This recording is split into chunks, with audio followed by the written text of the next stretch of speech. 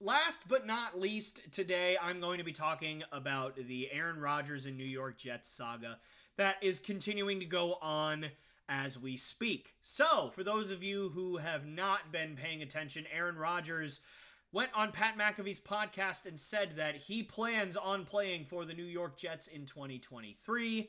Now, there's only one problem with that. He is under contract with the Green Bay Packers for a ton of money. So it's tough because now you have to trade him to the Jets, which sounds like a no-brainer, right? Hey, he wants to play for the Jets want him to play for them, so let's make it happen.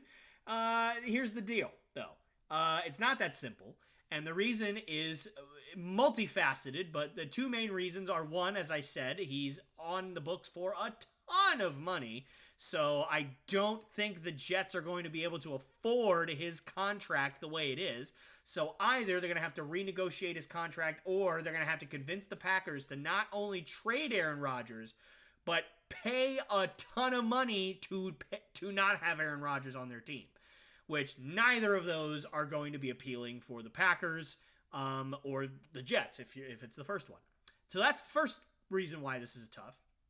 The second reason that this is tough is because the Packers don't need to do anything. Now, they should, because I think that if they don't trade Aaron Rodgers, he just will sit out and won't play, which, I mean, would you rather pay $30 million a year to get rid of Aaron Rodgers and have him play for the team he wants and get some stuff in return for it? Or would you rather pay $50+ million for him to sit on the bench and not do anything for you all year and have it be drama and all the press, it's all they're going to talk about, and just have that be kind of a cloud over your team, especially your young quarterback in Jordan Love, who you're hoping becomes your next Aaron Rodgers, as difficult as that will probably be. But, you know, that's what the Jets and the Packers are facing. And the bad thing for the Jets is he's not a free agent. And he's not even a guy who's has 1 year 1 year left in his contract. Pretty sure he has 2 years left in his contract. He might only have one, but you know, either way, he's not somebody who has a lot of leverage at this point, other than just not playing. Which, if he doesn't play, obviously he's subject to millions and millions of dollars in fines.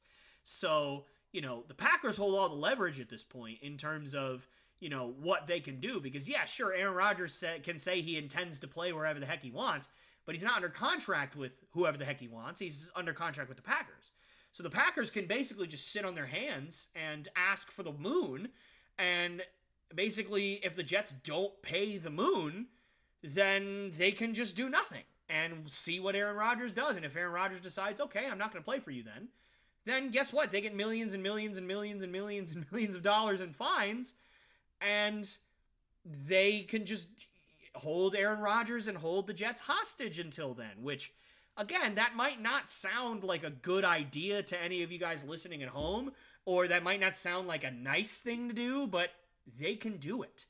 You know, so, like, you're allowed to franchise tag players for 3 years in a row, and they can't do anything about it.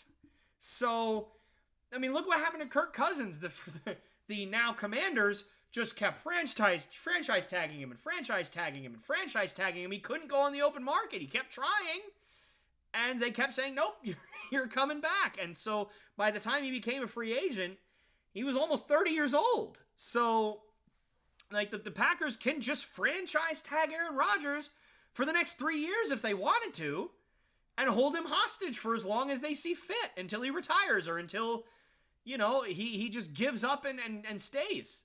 I'm not saying they will, and I'm not saying they should, because they probably won't and definitely shouldn't. But they could, which is bad for the Jets, because the Jets, I think their best kind of leverage was Elijah Moore, who is a young, very talented, underappreciated, high draft pick wide receiver who didn't amount to much and who's being buried on the depth chart in New York for reasons I'll never comprehend. And they just traded him to Cleveland. Like, if you'd have thrown Elijah Moore in there, that's a perfectly reasonable player to trade at this point, who's young, who's controllable, who's very talented, and could really reap benefit for Jordan Love and for the Packers and himself.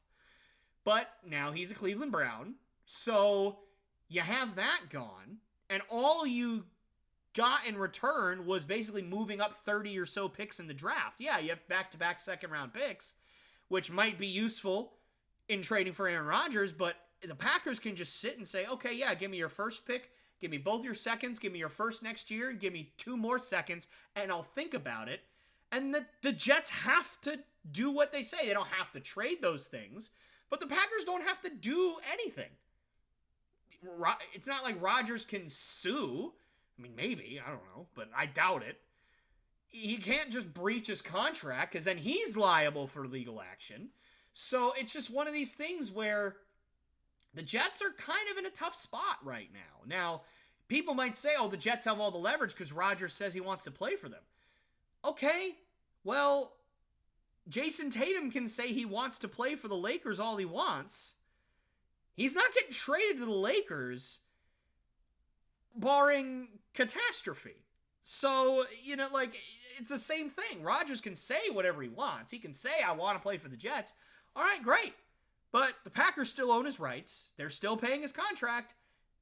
They have all the leverage. So I'm hoping that it gets done eventually. And now, listen, I'm not wanting him to play for the Jets because I don't want him in my division as a Patriots fan. But unfortunately, that's where it seems to be going.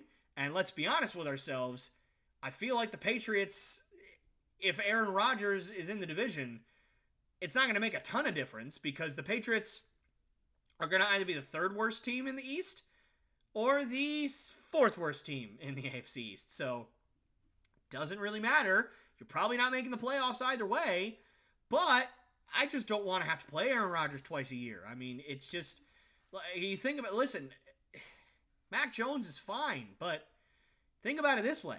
If Aaron Rodgers comes to the Jets, you have guaranteed that 6 games a year at minimum, you have the worst quarterback. Because if Aaron Rodgers comes to the Jets, Mac Jones is the worst quarterback in our division. A former first-round pick who made a Pro Bowl his rookie season is the worst quarterback in his division if Aaron Rodgers comes to the Jets. So, you're guaranteed, and listen, having the better quarterback doesn't mean you're going to lose all 6 games. But it doesn't help. Like, if you have the better quarterback, you're going to feel a lot better about your chances of winning than if you don't have the best quarterback on the field.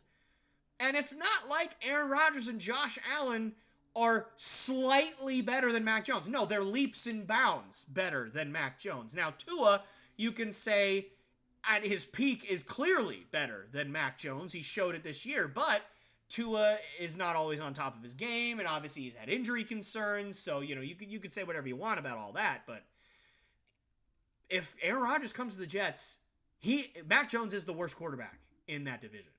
So, I don't want that, but I do want that for the sake of football, because while I do think players have too much power, at times anyway, not all the time, but at times, certainly, I think that teams should not hold guys hostage.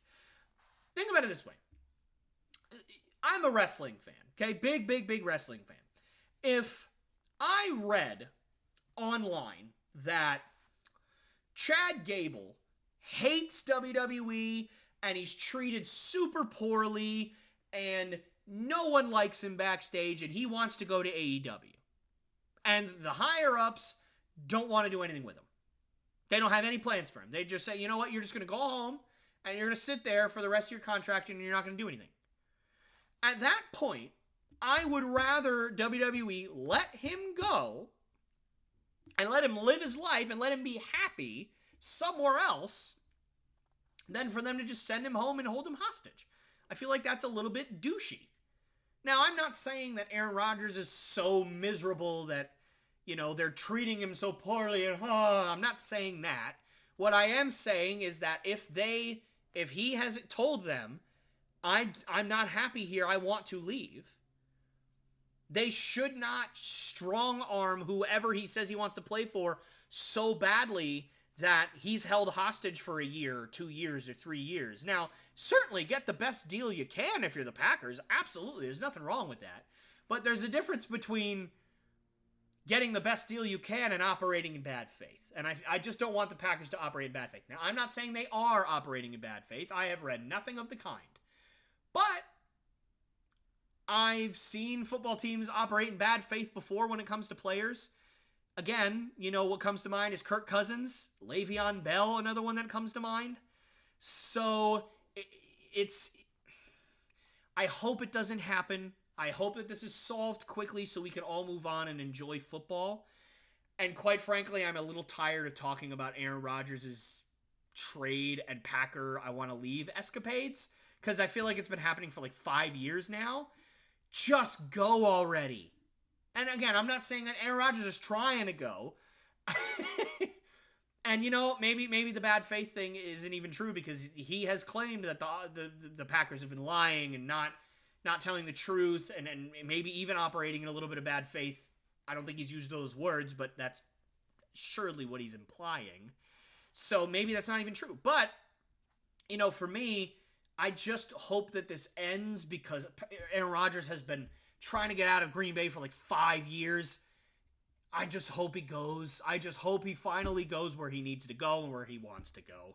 So, Packers, Jets, figure it out. Get it done so we can all move on and we can enjoy some football once August rolls around. Hey guys, me again. Thank you so much for watching one of my clips from the Lopes Goes Last podcast. These clips are so much fun to do. I absolutely love making them, and I absolutely love doing them. And this podcast is my baby. So I really want this thing to grow, and I really want it to succeed. So if you did like what you see, please subscribe. Also hit that bell notification so you never miss any one of my episodes or one of my clips like this one. And please do also like and share these videos with your friends and your family so that we can make this thing grow as fast as possible. And I wanted to thank you again so much. And I hope you guys enjoyed the video and have a great rest of your day.